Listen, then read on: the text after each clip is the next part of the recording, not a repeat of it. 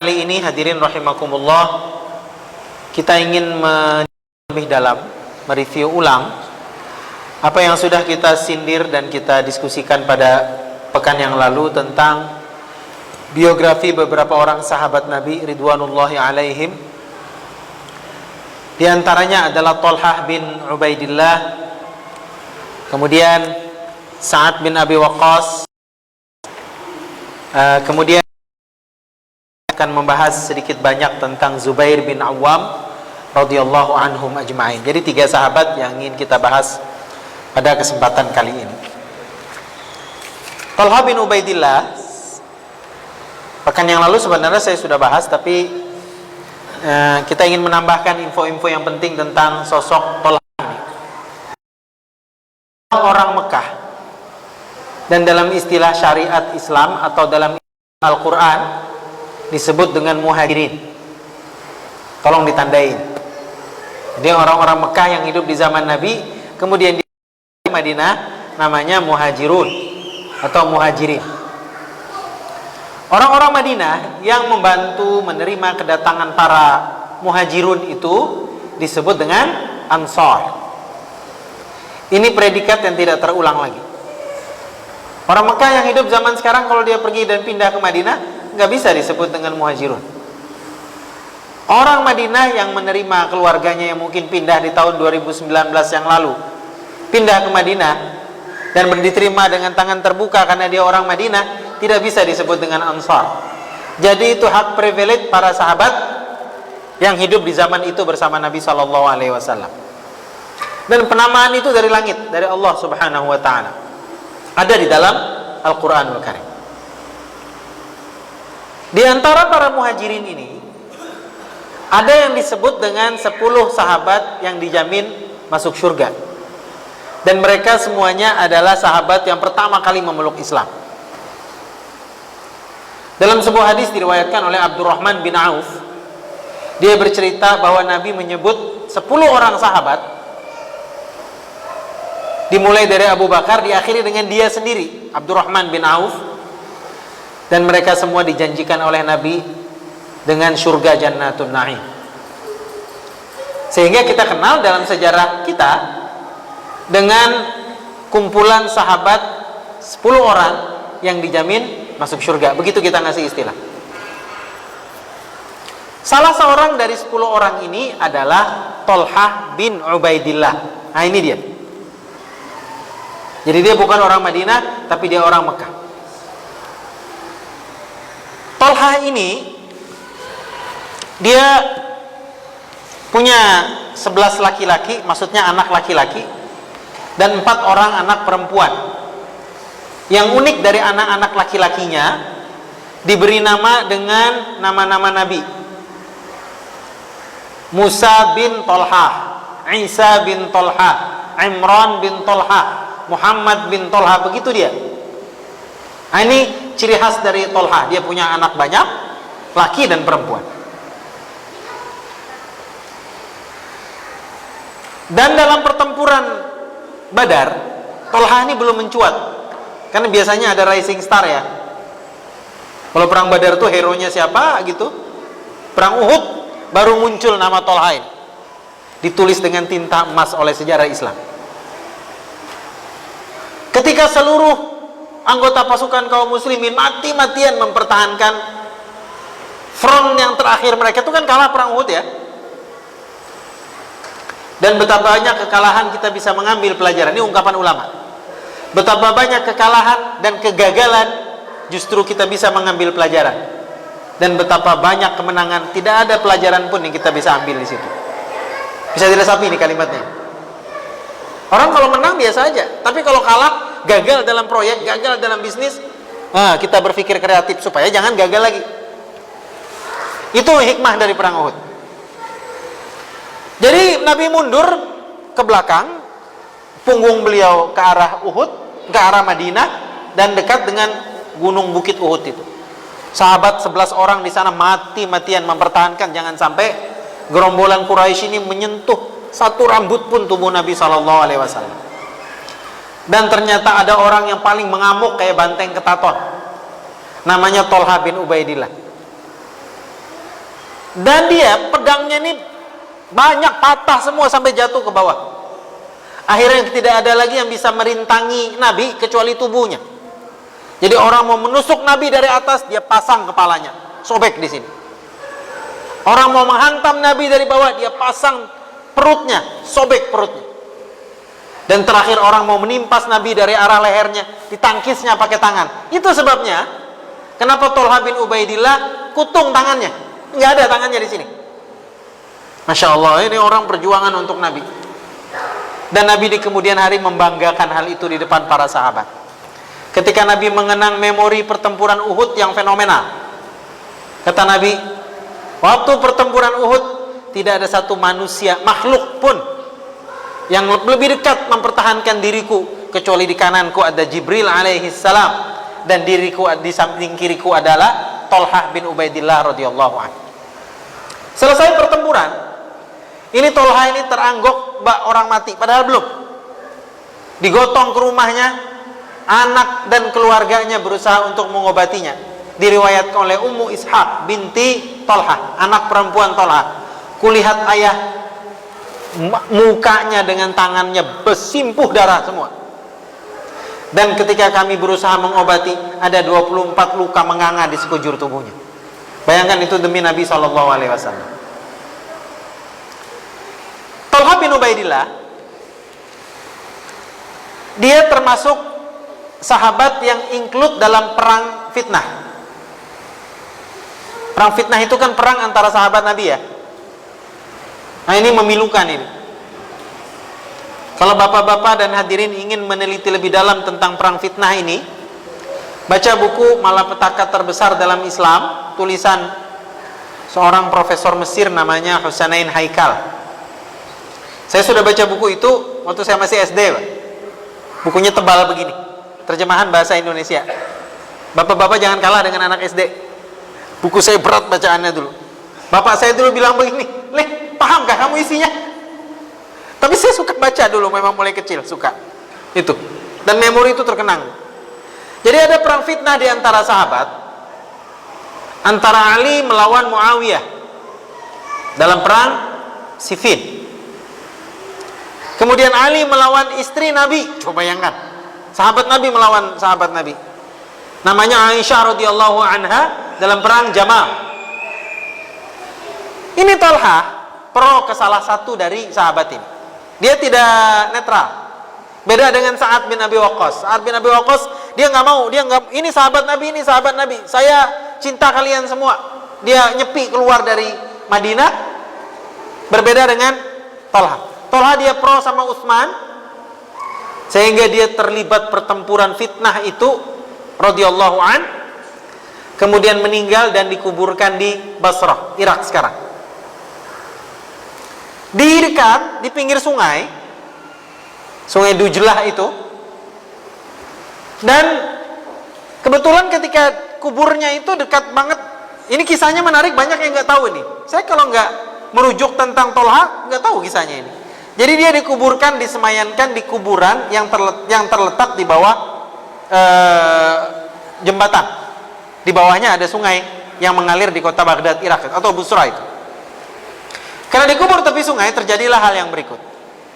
Lama setelah dia dikubur, sebulan, 2 bulan, 3 bulan, seorang dari sahabat Nabi bermimpi melihat dia datang dalam tidurnya. Dia bilang begini, "Kenapa kamu biarkan aku dikubur di tepi sungai? Lihat anggota tubuhku sebelah kanan, basah kuyup." Itu dalam mimpi itu. Nah, dianggap bunga tidur lah ya. Malam berikutnya begitu juga, malam berikutnya begitu juga. Penasaran lah para sahabat yang masih hidup saat itu. Ini sudah lama nih, zaman kenabian udah lewat. Kemudian mereka sepakat untuk membongkar. Sebelum bongkar mereka memang lihat sungai itu ternyata parasnya banjir itu. Sampai perkuburan di samping sungai itu basah, terendam. Begitu mereka buka, benar separuh dari tubuhnya Tolha bin Ubaidillah radhiyallahu an basah kuyup. Dan perawi hadis menceritakan kisah itu. Kami lihat seolah Tolha sedang tidur dengan nyenyak. Masya Allah. Ya, kukunya memanjang, rambutnya memanjang. Terus mata orang tidur dengan orang mati kan berbeda. Dan kami pindahkan ke tempat kuburan yang lebih layak dari sebelumnya. Thalha bin Ubaidillah ini orangnya kaya raya, kaya banget. Yang berbeda dengan kita adalah kita cari duit setengah mati supaya dapat banyak kekayaan. Thalha ini yang cerita istrinya, pemasukan hariannya adalah 1000 dinar. Dinar antam hari ini berapa harganya? 3.000 ya? 3 juta. 3 juta setengah lah. Karena harga emas per hari ini naik terus gara-gara si sipit dan si bule berkelahi terus. Perang dagang ini. Naik terus harga emas. Seingat saya 1 dinar itu 3.500.000. Pemasukan Abu Thalha harian bukan bulanan. 1000 dinar. Jadi dia kebingungan. Dulu banyak betul uangnya. Ada pebisnis ini, pebisnis kelas kakap. Dapat sana dia infakkan terus saja. Sehingga Nabi menggelarinya dengan Thalha al-Fayyad. Fayyad itu apa? Yang kebanjiran duit, kebanjiran rizki. Tapi dia terus saja menginfakkan, menyedekahkan setiap yang dia dapatkan. Ini kisah dari Thalha bin Ubaidillah yang mungkin tertinggal pada pekan yang lalu, dan haknya adalah saya harus menggenapkan kisah tentang beliau radhiyallahu anhu. Mudah-mudahan kita terinspirasi seperti Thalha. Semakin banyak dapat rezeki, semakin banyak kita memberi. Dan Rasulullah sallallahu alaihi wasallam bersabda, "Anfiq tunfiq alaik." Sering-seringlah bersedekah, insyaallah Allah akan menggantinya dengan nafkah yang jauh lebih banyak. Kemudian kita juga berbicara dalam pekan yang lalu tentang Sa'ad bin Abi Waqqas radhiyallahu anhu. Kita ceritakan bahwa Sa'ad ini adalah satu-satunya sahabat Nabi yang pernah menjejakkan kaki ke tanah Cina. Bukan dalam bentuk ekspansi militer, tapi duta diplomatik yang diutus di zaman Utsman bin Affan. Dari mana kesimpulan ini? Dulu waktu di buku sejarah masih SD, SMP, SMA, kita kenal ada ajudan Kaisar Tang, dinasti Tang, yang selalu menulis kisah diplomasi masuk dan keluarnya orang-orang di sekitar dinasti Tang itu. Jadi dia pencatat sejarah. Namanya I Ching. Ada yang ingat nggak? Itu buku SMA sejarah. Saya masih ingat sampai sekarang. Pokoknya ada apa aja kejadian di daratan Cina, dia itu kan catat. Dia mencatat sebagai berikut. Dari sudut pandang si Cina ya. Dia bilang pada suatu hari datang menghadap kami orang-orang dari tanah Tashafa. Bahasa Cina. Artinya Arab, dari tanah Arab. Orangnya menyebut Tashafa. Jumlahnya kurang lebih 11 atau 15 orang. Itu maksudnya Sa'ad bin Abi Waqqas itu. Kemudian para utusan diplomatik dari tanah Tashafa itu bercerita kepada kami bahwa kami baru saja melakukan pergantian kepemimpinan kami. Dan sekarang yang memimpin kami adalah kepemimpinan yang ketiga. Oke, yang ketiga ya. Kalau kita mengacu ke khalifah, yang ketiga siapa? Utsman bin Affan, itu dia.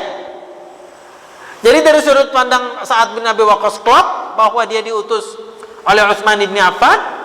Dari sudut pandang para historian Cina, bahwa orang-orang Arab yang datang itu bercerita bahwa mereka baru saja terganti kepemimpinan, dan kami berada di kepemimpinan ketiga. Kita tahu Khulafaur Rasyidin yang ketiga adalah Utsman bin Affan radhiyallahu anhu. Dikisahkan kemudian, karena Kaisar Tang ini menyaksikan bahwa utusan dari tanah Arab ini baik-baik, luhur budi pekertinya, dan mereka melakukan diplomasi yang bagus.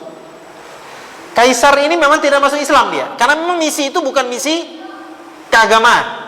Dia misi diplomatik antara sebuah negara yang baru berkembang dan membesar. Negara Islam waktu itu sudah sampai ke Rusia itu, dengan Cina di perbatasan itu. Maka Kaisar Tang ini menghadiahkan sebidang tanah di daerah Guangzhou, Cina. Kemudian dibangun masjid oleh komunitas kaum muslimin di situ. Dan masjid itu kemudian hari dikasih nama dengan Masjid Wanggas. Jadi Masjid Wanggas, maksudnya Waqqas. Orang Cina nggak bisa nyebut Qaf, dia menyebutnya pakai X. Kayak Xi Xi Jinping itu kan pakai XX gitu ya, ejaan Cina begitu. Jadi Waqqas dia sebut dengan Wanggas, ditulisnya W-A-X-A-S, Wanggas. Itu masjid itu ada sampai sekarang. Nah, kita ingin melengkapi kisah Sa'ad bin Abi Waqqas pada malam ini.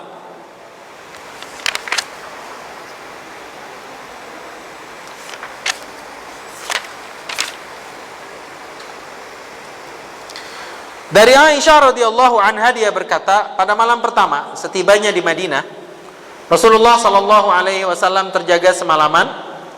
Setelah itu beliau pun berkata, semoga ada laki-laki yang saleh dari para sahabatku ini yang akan menjagaku pada malam ini. Aisyah berkata, ketika kami dalam keadaan seperti itu, tiba-tiba kami mendengar suara gemercing senjata. Kemudian Rasulullah sallallahu alaihi wasallam bertanya, siapa Anda? Orang itu menjawab, Sa'ad bin Abi Waqqas ya Rasulullah. Nabi pun bertanya lagi, mengapa kamu datang kemari wahai Sa'ad? Sa'ad kemudian menjawab, terbersit di dalam benak saya kekhawatiran terhadap diri Nabi sallallahu alaihi wasallam. Oleh karena itu saya datang ke sini berjaga. Kemudian Rasulullah sallallahu alaihi wasallam pun mendoakan kebaikan bagi Sa'ad, dan setelah itu beliau tidur. Jadi kisahnya dalam hadis ini, Nabi baru saja hijrah dari Mekah ke Madinah. Sampai di Madinah, itu kan kondisi tidak aman. Jadi masih pekan-pekan awal tinggal di Madinah. Madinah itu kan komposisi masyarakatnya ada 3 ya. Yang pertama orang Arab asli Madinah, dan ini terbagi 2 suku, suku Aus dan suku Khazraj. Komposisi yang kedua pendatang dari Mekah, yang disebut dengan Muhajirin. Komposisi yang ketiga orang-orang Yahudi. Ini kota metropolis nih, berbeda jauh dengan Mekah. Kalau Mekah itu 99%-nya Arab tulen. Madinah beda. Nah, karena ada yang Arab, ada yang Muslim, ada yang bukan, komunitas Madinah ini masih rawan ditinggali oleh Nabi SAW. Jadi Nabi memerlukan ada yang menjaga beliau. Nah, ini dia. Lagi bicara begitu dengan Aisyah radhiyallahu an, tiba-tiba Nabi mendengar ada gemercing suara senjata. Begitu Nabi bertanya, siapa engkau? Muncullah Sa'ad, dan Sa'ad volunteer mengikhlaskan dirinya malam itu dan malam-malam selanjutnya menjaga Nabi SAW. Ini Nabi saja dijaga gitu ya. Jadi ada ajudan, ada penjaga, ada pengawal pribadi Nabi. Kisah penjagaan Sa'ad kepada Nabi SAW ini berakhir setelah Nabi sendiri menyuruh sahabat bubar, gak usah dijaga lagi aku. Sahabat kemudian bertanya, ya Rasulullah, ini musuh di mana-mana. Kata Nabi, gak usah khawatir, karena Allah barusan menurunkan wahyunya. Bunyinya sebagai berikut, wallahu ya'simuka minan nas. Allah menjaga kamu dari gangguan manusia. Sejak hari itu, ajudan, pengawal pribadi suruh bubar, gerak jalan, sudah aman, aku sudah aman. Allah yang memberikan jaminan. Jadi dari kisah ini kita tahu, salah satu profesi Sa'ad bin Abi Waqqas adalah menjadi pengawal pribadi Nabi sallallahu alaihi wasallam. Yang berikutnya dari Amir bin Sa'ad dari bapaknya, bahwa Nabi sallallahu alaihi wasallam telah menggabungkan kedua orang tuanya sebagai tebusan baginya pada perang Uhud. Sa'ad bin Abi Waqqas berkata, seorang laki-laki musyrik telah memanas-manasi kaum muslimin. Kemudian Rasulullah sallallahu alaihi wasallam berkata kepada Sa'ad, tebusannya bapak dan ibuku, panahlah dia Sa'ad. Lalu saya membidik orang musyrik itu dengan sebuah anak panah tanpa mata panah yang tajam, sehingga tepat mengenai lambungnya. Kemudian orang tersebut tersungkur dan terbukalah auratnya. Melihat itu Nabi sallallahu alaihi wasallam tersenyum hingga terlihat gigi gerahamnya. Ini riwayat menceritakan menjelang perang Uhud. Dan perang dulu dengan perang sekarang kan beda. Kalau perang dulu janjian, di mana kita mau bertempur, tuh di lapangan sana. Nah gitu. Di seberang sana lawan, di sebelah sini Islam. Dan biasanya sebelum dua pasukan itu hantam-hantaman, ada satu atau dua dari pihak masing-masing dikirim untuk perang tanding. Ini namanya agitator, agitasi, manas-manasin gitu. Nah, dari pihak lawan ada yang ngolok-ngolok dari jauh menjelang perang Uhud ini. Kata Nabi, saat dia dia jual, beli. Lu beli gua jual, atau lu jual gua beli. Kata Nabi, layanin. Apalagi saat ini kan terkenal ya. Pekan lalu saya sampaikan, saat itu terkenal dua hal. Yang pertama, kalau dia membidik gak pernah meleset. Yang kedua, kalau dia berdoa selalu makbul dari langit. Ini belum tahu ya. Panas sama saat. Ternyata kena tepat di lambungnya. Tembus itu orang. Dan sebelum memanah, Nabi sudah bilang, panah saat tebusanmu ayah dan ibuku. Ini ungkapan Arab ya, tidak familiar di kita. Apa maksudnya tebusan ibuku dan ibuku? Untuk meyakinkan insya Allah kena, gitu. Misalnya begini ya, Pak, beli aja barang itu, rumah itu bagus. Tebusannya bapak dan ibuku. Nah, nggak nyambung kan di Indonesia, apa maksudnya ini? Tapi di Arab, orang Arab biasa pakai istilah itu. Untuk membuktikan, bagus deh rumah ini, jamin udah. Tebusannya bapak dan ibuku, gitu dia. Dan satu-satunya makhluk di dunia, kata Ali bin Abi Thalib, dan dia menceritakan ini dengan penuh jealous, cemburu dia. Satu-satunya orang yang mendapat tebusan demi ayah dan ibunya, dan itu Nabi SAW, hanya untuk Sa'ad ibn Abi Waqqas radhiyallahu anhu. Dia kalau memanah itu kena. Siapa lagi jago memanah? Imam mazhab yang 4, Imam Syafi'i. Kita kenal Imam Syafi'i itu dari sudut fikihnya loh. Kita menzalimi beliau. Imam Syafi'i itu badannya sterek dan jagoan memanah loh Pak. Kalau sekarang ini jagoan nembak. Dia yang bilang, setiap aku membidik 10 bidikan, 1 aja yang meleset, 9-nya kena. Itu Syafi'i. Dan Nabi SAW sudah berpesan. Kata Nabi, ta'allamur rimayah, belajarlah memanah. Kalau konteks 2020 ini, belajarlah menembak atau memanah. Kemudian Nabi mengatakan, fa inna abakum rumah, karena sesungguhnya bapak moyang kamu adalah para penembak pemanah. Ayo bapak-bapak, anak-anak kita jago-jago mana sekarang? Dia belajar nih, banyak kan panahan di sini. Bapak-bapaknya kalau lagi kosong, ya belajar memanah belakang, belajar memanah, bagus gitu. Sambil kita bismillah, mudah-mudahan aku seperti Sa'ad bin Abi Waqqas radhiyallahu anhu. Archery kelompok pemanah di Balikpapan lumayan banyak. Tapi kebanyakan ibu-ibu, kebanyakan anak-anak SDIT, bapak-bapaknya kemana gitu. Belajar memanah itu untuk fokus dan konsentrasi sekaligus juga sunnah. Hadis berikutnya 1649 dari Mus'ab bin Sa'ad dari bapaknya, bahwa ada beberapa ayat Al-Quran yang turun berkenaan dengan Sa'ad. Mus'ab berkata, Abu Sa'ad bersumpah tidak akan mau berbicara dengan Sa'ad selama-lamanya hingga ia saat meninggalkan ajaran Islam. Selain itu ibunya juga tidak mau makan dan minum. Ibu Sa'ad berkata kepada Sa'ad, hai Sa'ad, kamu pernah mengatakan bahwa Allah Ta'ala telah memerintahkanmu agar kamu selalu berbuat baik kepada kedua orang tuamu. Sekarang aku adalah ibumu, maka aku perintahkan kepadamu agar meninggalkan Islam. Mus'ab berkata, Ibu Sa'ad bertahan untuk tidak makan dan minum selama 3 hari 3 malam hingga jatuh pingsan karena lemah. Kemudian Umarah, salah satu anak laki-lakinya, memberinya minum. Lalu ibu itu memanggil Sa'ad, kemudian turunlah firman Allah yang terjemahannya sebagai berikut. Kami wasiatkan kepada manusia agar berbuat baik kepada kedua orang tuanya. Sedangkan ayat yang lain berbunyi, yang artinya jika kedua orang tuamu memaksamu untuk menyekutukanku dengan sesuatu yang tidak ada pengetahuanmu tentang itu, maka janganlah kamu mematuhi keduanya, tapi pergaulilah keduanya di dunia dengan baik.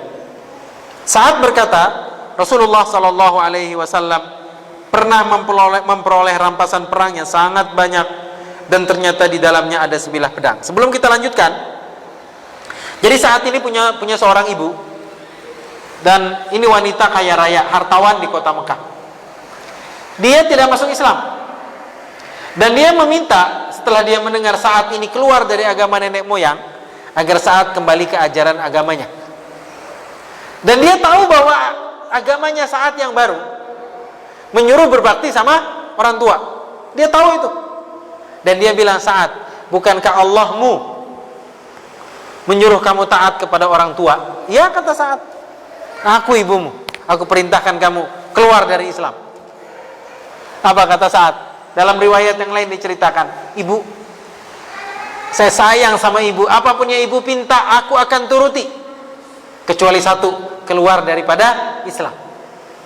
Kemudian Sa'ad melanjutkan, ibu, seandainya ibu ingin puasa seperti ini, mogok makan, dan menyebabkan nyawa ibu punya 1000 nyawa, satu demi satu keluar, mati hidup lagi, demi menyuruh saya untuk murtad dari agama Allah ini, tidak akan aku lakukan. Wah, ini orang mantap ini. Dari sini kemudian muncul sebuah teori, ketaatan kepada makhluk, termasuk orang tua, termasuk sesepuh, siapapun juga, tradisi, boleh dilakukan selama ketaatan itu tidak menjejaskan dan merusak ketaatan kita kepada Allah Subhanahu wa ta'ala. Sama orang tua harus taat, hatta kafir sekalipun. Tapi jika ketaatan itu ada unsur-unsur kesyirikan, maka tidak ada ketaatan kepada siapapun di dunia ini atas ketaatan kepada Allah Subhanahu wa ta'ala.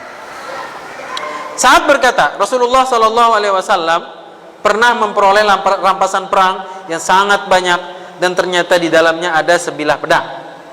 Lalu saya ambil pedang itu dan membawanya kepada Nabi Shallallahu alaihi wasallam seraya berkata, wahai Rasulullah, berikanlah pedang tersebut kepada saya, karena saya adalah orang yang telah engkau kenal perangainya. Tetapi Nabi Shallallahu alaihi wasallam malah berkata, hai Sa'ad, kembalikanlah pedang itu ke tempat semula, di tempat kamu mengambilnya. Lalu saya pergi, hingga ketika saya ingin mengembalikannya, saya menyalahkan diri saya sendiri. Setelah itu saya kembali menemui Nabi sambil berkata, wahai Rasulullah, berikanlah pedang itu kepada saya. Namun Nabi tetap pada pendiriannya semula dan menjawabnya dengan suara yang keras, Sa'ad, kembalikan pedang itu ke tempat di mana kamu mengambilnya. Setelah itu Allah Ta'ala menurunkan firman-Nya yang artinya, mereka bertanya kepadamu tentang harta rampasan perang. Sa'ad berkata, ketika saya jatuh sakit, saya mengutus seseorang menemui Nabi. Setelah itu beliau pun mendatangi saya, lalu saya berkata kepada beliau, ya Rasulullah, izinkanlah saya membagikan harta sebagai wasiat sesuka hati. Tetapi rupanya Rasulullah melarangnya. Saya katakan lagi, bagaimana kalau separuhnya? Beliau tetap melarangnya. Kemudian saya berkata lagi, bagaimana kalau sepertiganya? Beliau terdiam sesaat, dan setelah itu membolehkan wasiat sepertiga harta. Jadi ceritanya, Sa'ad bin Abi Waqqas menjelang meninggal ingin membagikan harta waris dia kepada fakir miskin pada awalnya, bukan kepada sanak keluarganya. Kata Nabi, nggak bisa, kan ada faraid ya yang harus dibagikan, ada peruntukannya. Kemudian saat ingin dari sekian banyak hartanya yang banyak itu, dia ingin berwasiat, mungkin buat orang yang bukan ahli waris ya. Kalau ahli waris nggak boleh ada wasiat-wasiatan. Misalnya anak saya yang perempuan disamakan dapatnya dengan anak laki, nggak bisa Pak, karena hukum faraid sudah jelas. Kalaupun ingin berwasiat berarti di luar dari tema faraid. Misalnya mau ngasih ke tahfiz Al-Quran sekian, mau ngasih buat pembangunan masjid sekian, itu dibolehkan dalam Islam, tidak lebih daripada sepertiga dari hartanya. Jadi sepertiga silahkan, yang lain itu harus dibagikan sesuai dengan peruntukan ilmu faraid di dalam sunnah Nabi Sallallahu Alaihi Wasallam. Saat berkata, saya pernah mendatangi beberapa orang Ansor dan Muhajirin. Kemudian mereka berkata, kemarilah hai Sa'ad, kami akan memberimu makan dan minuman keras. Saat itu minuman keras belum diharamkan. Lalu saya mendatangi untuk bergabung dengan mereka di suatu kebun. Ternyata di sana ada kepala unta yang telah dipanggang dan satu wadah minuman keras. Kemudian saya minum dan makan dengan sepuasnya bersama mereka. Diperhatikan ya, ini sebelum kejadian ayat pengharaman minuman keras. Awal-awal Islam kan memang belum. Nah, jadi ini sebelum ayat itu, biar kita tidak menuduh para sahabat itu pemabuk gitu. Maka saya pun menyatakan bahwa kaum Muhajirin lebih baik dan utama daripada Ansar. Maka ada salah seorang dari mereka mengambil salah satu dagu unta, lalu memukulkannya kepada saya hingga mencederai hidung saya. Lalu saya datangi Nabi Shallallahu Alaihi Wasallam dan menceritakan apa yang terjadi pada diri saya. Akhirnya turunlah firman Allah yang berbunyi, innamal khamr, artinya sesungguhnya minuman khamr, berjudi, berkorban untuk berhala, dan mengundi nasib dengan panah adalah perbuatan yang keji, termasuk perbuatan setan. Baru setelah itu haram minuman keras.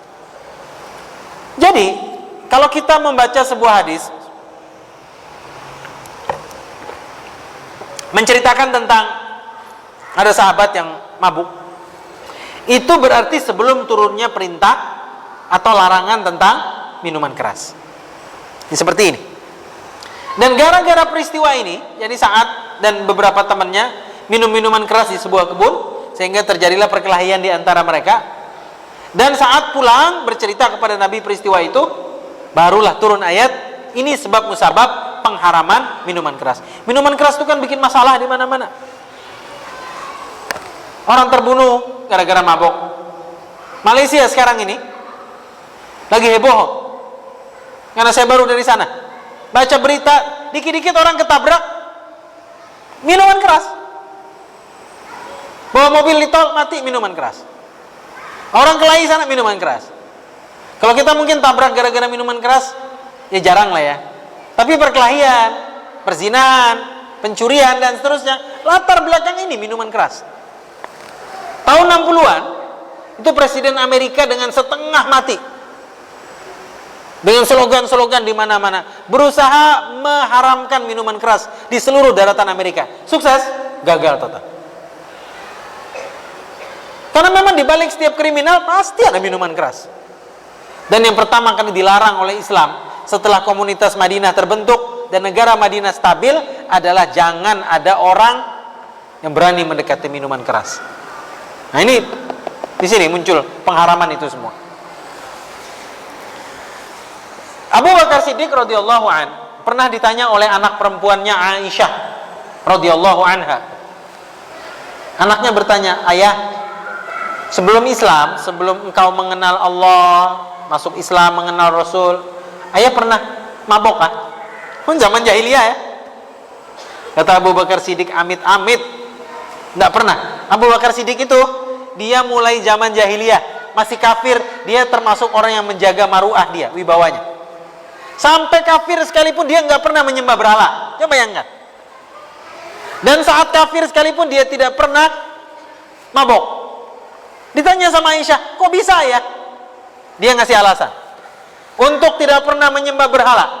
Alasannya, dulu Abu Quhafah, kan Abu Bakar itu kan namanya Abu Bakar bin Abu Quhafah gitu ya.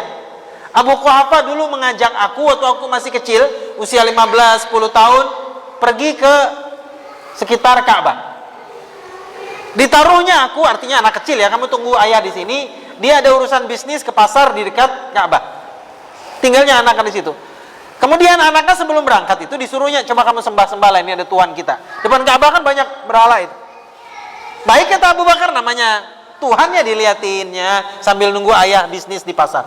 Diliatinnya Tuhan, lama-lama dia iseng-iseng, diambilnya batu, dilemparnya begini, dua, patah kepalanya Tuhan. Dia bilang, Tuhan, engkau kulempar tidak bisa melindungi dirimu, untuk apa aku menyembahmu? Habis itu dia bilang apa? Tobat, tidak pernah aku mau menyembah Tuhan yang tidak bisa melindungi dirinya sendiri. Bagaimana aku meminta perlindungan kepada dia? Itu satu alasan. Mulai zaman jahiliyah Abu Bakar nggak pernah sujud sama berhala. Terus kalau mabok kenapa nggak pernah? Abu Bakar bilang, aku benar-benar terbiasa dan mulai melihat ini mabuk ini mengasyikkan juga. Dia terus terang. Cuma suatu hari dia melihat ada kawan sejawatnya mabok. Dah, orang mabok itu nggak nyadar kan, Pak? Mau pejabat, mau tokoh di masyarakat, mau apalah ya. Kalau dia lagi mabok dia lupa kan. Jadi saya lihat kawan saya ini, kata dia, lagi mabok, tangannya itu dimasukkannya ke dalam celana, ke dalam gamis. Habis itu diapain ya? Dicium. Dan itu adalah tokoh di masyarakat Mekah orang itu. Kata Abu Bakar Siddiq. Dia bilang apa? Orang kalau sudah mabok, hilanglah wibawanya di depan orang lain. Jadi dia bilang, nggak pernah. Ini kisah tentang Abu Bakar Siddiq radhiyallahu an. Dan orang-orang yang begini, Itu paling mudah mendapatkan hidayah Allah Subhanahu wa taala. Jadi pada dasarnya bibitnya baik. Tinggal kita bapak-bapak hadirin rahimakumullah, di sekitar Assalam ini ada orang bobotnya begitu loh Pak. Cuma kita belum ketemu aja. Cuma dia jarang aja nongol ke masjid. Tinggal kita ini, dia sebenarnya baiklah orang itu. Tinggal diajak ke masjid, jadi sudah polesannya bagus, komitmen dia untuk menunaikan sholat 5 waktu di masjid.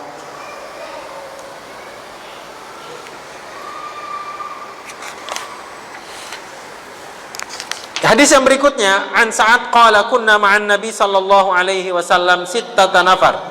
Faqala al-musyrikuna lin Nabi sallallahu alaihi wasallam, utrud haula la yajtari'una alaina.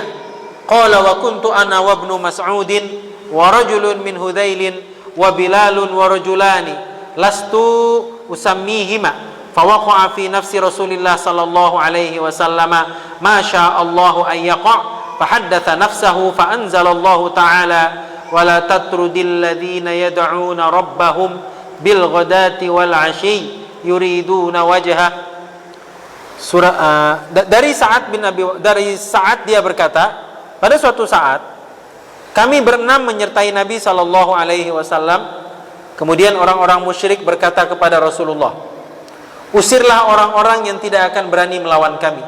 Orang-orang tersebut adalah saya, Sa'ad, Ibnu Mas'ud, seorang laki-laki dari Huzail, Bilal, dan 2 orang laki-laki yang tidak saya kenal namanya. Tak lama kemudian terlintas sesuatu dalam benak Nabi dan mengatakannya dalam hati, maka Allah pun menurunkan firman-Nya yang artinya, janganlah kamu mengusir orang-orang yang menyuruh Tuhannya di pagi dan petang hari, sedangkan mereka sangatlah mengharapkan keridhaan Allah Subhanahu wa taala. Ini kisah tentang Sa'ad bin Abi Waqqas. Kita pindah sekarang ke tema yang lain, sahabat yang lain, namanya Abu Ubaidah ibn Jarrah radhiyallahu anhu. Abu Ubaidah termasuk sahabat yang dijamin masuk surga juga. Yang 10 itu termasuk Abu Ubaidah. Jadi diantaranya Abu Bakar, Umar, Utsman, Ali, Abu Ubaidah bin Jarrah, dan yang sebelumnya ini Sa'ad bin Abi Waqqas. Jadi yang kita bahas beberapa pertemuan ini adalah tentang 10 orang itu.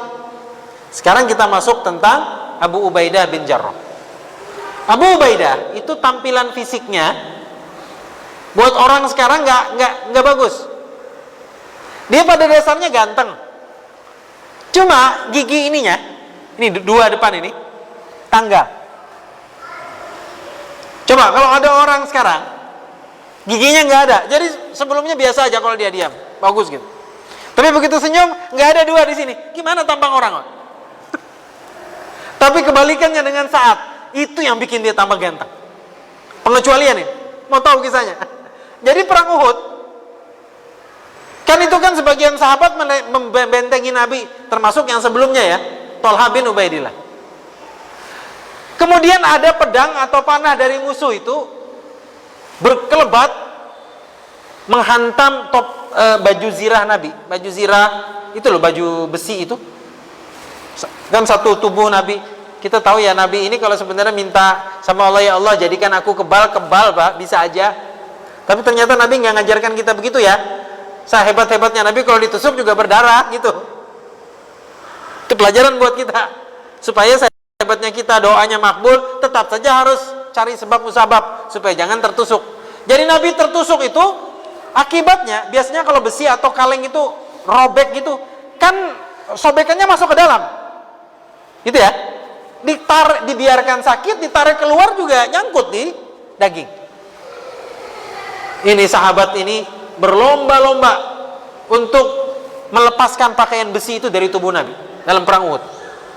Adalah Abu Bakar Siddiq, tangannya sudah menggapai itu baju besi Nabi, dan bengkokan yang kena sabet pedang tadi mau dibengkokkan pakai tangannya Abu Bakar, berdarah-darah sudah. Kan jadi tajam itu. Kaleng itu gitu kan. Kalau dia bengkok ke dalam, mau kita ini kan ya, sakit tangan. Alatnya dulu belum ada. Tiba-tiba dia ngelihat ada orang berkelebat di sampingnya. Diperhatikan Abu Ubaidah bin Jarrah radhiyallahu anhu.